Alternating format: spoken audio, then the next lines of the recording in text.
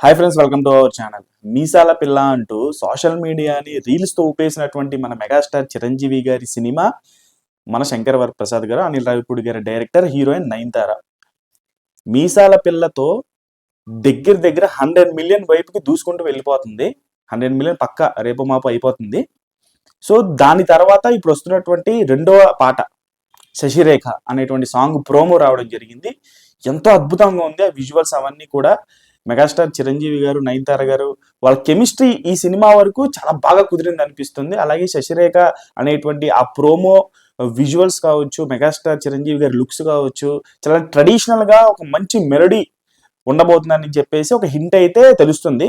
So ఖచ్చితంగా after మీసాల పిల్ల ఈ సాంగ్ కూడా చాట్ బస్ట్ అవుతుంది. ప్రతి సాంగ్ కూడా చాట్ బస్టరే. మన శంకర్ వరప్రసాద్ నుంచి రాబోయేటువంటి ప్రతి సాంగ్ కూడా చాట్ బస్టరే.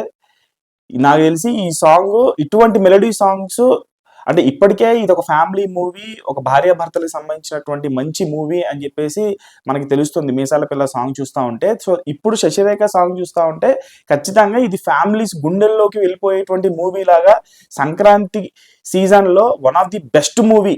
అంటే ఇంకా సంక్రాంతి చరిత్రలో ఆఫ్టర్ మన శంకర్ వరప్రసాద్, బిఫోర్ మన శంకర్ వరప్రసాద్ మాట్లాడుకునే రేంజ్ బ్లాక్ బస్టర్ ఖచ్చితంగా వెళ్తుంది. బికాజ్ మెగాస్టార్ చిరంజీవి గారికి ఉండేటువంటి ఫ్యామిలీ యాక్సెప్టెన్స్ ఏదైతే ఉంటుందో అది నాకు తెలిసి ఈ జనరేషన్ సీనియర్ హీరోస్కి ఎవ్వరికీ లేదు.